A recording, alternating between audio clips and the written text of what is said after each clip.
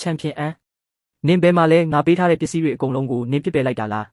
းသူမကျွန်တော်ရဲ့နံပါတ်အစ်ကိုရှာဖို့အတော်လေးစူးစမ်းခဲ့ပုံရတယ်သူမကျွန်တော်ကိုပေးခဲ့တဲ့ပစ္စည်းတွေဆိုတာသူမမလို့ကျွန်တော်တဲ့ပစ္စည်းသေးအဖွဲလေးတွေပါပဲဖောင်တိတ်တစ်ချောင်းမှတ်စုစာအုပ်တအုပ်ပေးတိုင်းလေသူတို့ကကျွန်တော်ကိုသူတောင်းစားတယောက်လိုဆက်ဆံခဲ့ပေမဲ့ကျွန်တော်ကတော့ရွှေတုံးကြီးရတယ်လို့တကယ်ခံစားခဲ့ရတာကျွန်တော်စာမပြန်ပဲနံပါတ်ကိုပဲဘလော့လုပ်လိုက်တယ်ပြီးတော့ဟိုတယ်ခန်းဝန်ဆောင်မှုကိုဖုံးဆက်လိုက်တယ်ဟဲလိုကျွမ်းကျင်နှိမ့်နယ်ရေးဆရာမ2ယောက်လောက်စီစဉ်ပေးပါဒီတစ်ချိန်မှာတော့ကိုကောင်းကောင်းမွန်မွန်ပြုစုတော့မယ်နောက်တစ်ပတ်လုံးကျွန်တော်အမြဲတမ်းစိတ်ကူးရင်ခဲ့ရတဲ့ဘဝမျိုးကိုဖျက်ဆီးခဲ့တယ်အိတ်ချင်တလောက်အိတ်တယ်ဟိုတယ်ရဲ့ခေါင်းမိုးပေါ်ကစားတောက်ဆိုင်မှာအရသာရှိတဲ့မနက်စာကိုသုံးဆောင်တယ်ညနေခင်းတွေကိုဂျင်မန်ဒါမှမဟုတ်ရေကူးကန်မှာကုံဆုံးစေပြီးညဘက်တွေမှာမြို့ရဲ့အဆင့်မြင့်ဆုံးညဘက်အပန်းဖြစ်မှုကိုခံစားတဲ့ဈေးပေါ်တဲ့အဝတ်စားတွေနဲ့ဂျင်းပေါင်းပြီးတွေကိုလဲလှယ်ပစ်လိုက်ပြီးအဝတ်စားကလူကိုတင့်တယ်စေတဲ့ဆိုတဲ့စကားကလုံးဝမှန်ပါတယ်တေတက်လှပတဲ့ဝတ်စုံနဲ့နာရီကိုဝတ်ဆင်ပြီးဘလို့အဆင့်မြင့်အဆောက်အုံထဲကိုမဆိုးလှမ်းဝင်လိုက်တဲ့အခါနှိမ့်ချတဲ့အပြုံးတွေနဲ့ဂယုစိုက်တဲ့ဝန်ဆောင်မှုတွေကိုပဲရရှိခဲ့တယ်အကဲခတ်တာဒါမှမဟုတ်နှိုင်းရှင်တဲ့အကြည့်တွေမရှိတော့ဘူးပတ်စံကတကယ်ပဲယောက်ျားတစ်ယောက်ရဲ့အင်အားအကောင်းဆုံးပိုင်ဆိုင်မှုပါပဲထိန်ဖေးနည်းပညာရဲ့ stock share ကိုတော့ကြည့်တောင်မကြည့်တော့ဘူးတက်လာမယ်ဆိုတာသိနေလို့ပဲအဲ့ဒီညမှာယွန်းချန်ရဲ့အတီးတန့်ဆုံးကလပ်ဖြစ်တဲ့တိမ်တိုင်နန်းတော်မှာအလွန်လှပတဲ့မော်ဒယ်2ယောက်နဲ့တောက်ဖို့စုံခဲ့ကြတယ်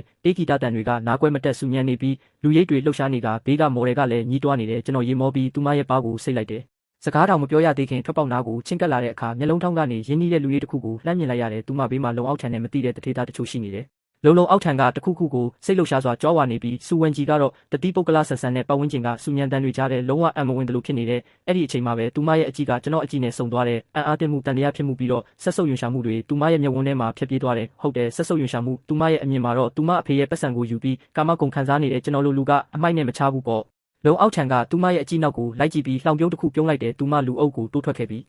လူတစုကကျွန်တော်စီခြေလန်းကျဲကျဲနဲ့ရှောက်လာကြတယ်ဒါကတော့နာမည်ဆိုးနဲ့ကြော်ကြတဲ့မိန်းမလိုက်စားသူချန်ပီယံအန်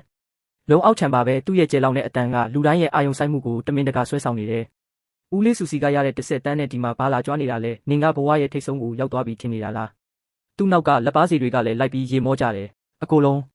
ဒါအကိုပြောတဲ့မြောက်ပေးရတဲ့သူလားတစ်ဆက်တန်းနဲ့ကိုရောင်းစားတာလားယောက်ျားတွေအတွက်အဆက်ခွဲတာပဲကျွန်တော်ဘေးကမော်ဒယ်2ယောက်ကနေရခက်တဲ့ပုံစံနဲ့ထားဖို့စူးစမ်းပေမဲ့ကျွန်တော်သူတို့ကိုညှင်းတာစွာတားလိုက်တယ်မလုံနဲ့လို့ပြောပြီးဖန်ခွက်ကိုမြောက်ကအတွင်းထဲကဝီစကီကိုဖြည်းဖြည်းချင်းဝေ့ရမ်းလိုက်တယ်လုံအောက်ချံကိုလှမ်းတောင်မကြည့်ပဲပြောလိုက်တယ်တခင်လေးကြောက်မတွေ့ရတာကြာပြီးမင်းရဲ့မိသားစုစီးပွားရေးဘယ်လိုလဲကြောက်အုပ်စုရဲ့ပင်လယ်ရချာ project တချို့ပြဿနာတက်နေတယ်လို့ကြားမိသားသူတို့ဘာတွေယူနန်းတွေပြောနေကြတာလဲကျွန်တော်ဝိုင်းကိုတငုံတောက်ပြီးပြုံးလိုက်တဲ့အရှိတောင်အာရှကစိတ်ကမ်း project လေးအဲ့ဒါကဒေတာတွင်းမူဝါဒတွေပြောင်းလဲမှုကြောင့်စွန့်ပစ်လူမျိုးပါဖြစ်နေပြီမဟုတ်လားပြီးတော့ဥရောပကချစ်ဖြန့်ပြူးခွင့်ကလည်းဈေးကွက်ကျဆင်းမှုအရင်းအနှီးကြောင့်အလူခံလိုက်ရတယ်မဟုတ်လားလုံချမ်းကအဲ့ဒီအပေးယူနှစ်ခုမှာအနည်းဆုံးတန်း200လောက်ဆုံးရှုံးခဲ့ရတယ်ဒါတွေအားလုံးကိုပြီးခဲ့တဲ့ဘဝတုန်းကဘန်နာရေးသတင်းတွေကနေငါသိခဲ့တာလုံအောက်ချံရဲ့နဖူးမှာချက်ချင်းချွေးစေးတွေပြန်လာတယ်ဒါတွေကကုမ္ပဏီတွင်းလျှို့ဝှက်ချက်တွေဖြစ်ပြီးဒရိုက်တာဘုတ်ဖွဲ့အပြင်ဘက်ကဘယ်သူမှမသိကြဘူးရှောင်း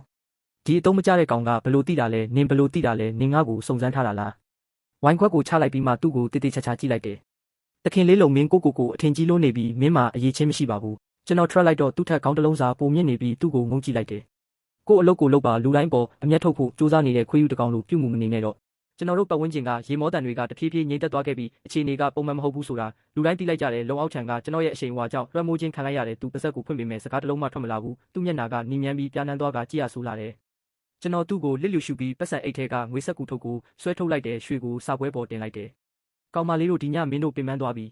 ။တက္ကစီစီးပြီးအိမ်ပြန်ကြတော့ဒါနဲ့ပဲလီရှိကျွမ်းရဲ့ကော်လာကိုအသားရပြင်ပြီးလုံအောက်ချံဘေးကနေတည်ငြိမ်စွာဖျက်လျှောက်လာခဲ့တဲ့စူဝင်ကြီးဘေးကဖြတ်သွားတဲ့အခါခြေလန်းကိုခဏရက်လိုက်တယ်။သူမကျွန်တော်ကိုစိုက်ကြည့်နေပြီးမျက်ဝန်းထဲကအံ့အားသင့်မှုတွေကတီးတန့်ခန်းတွေကထက်ပုံမူပြင်းထန်နေတဲ့ရက်ပိုင်းအလိုကတင်သူမရှိမှနှိမ့်ချနေခဲ့တဲ့ဆင်းရဲတဲ့ကောင်လေးကဘလို့လုပ်ပြီးရုတ်တရက်ကြီးဒီလောက်အထိစိမ့်သက်ပြီးထက်မြက်သွားရတာလဲဆိုတာကိုသူမနားမလည်နိုင်ဖြစ်နေပုံရတယ်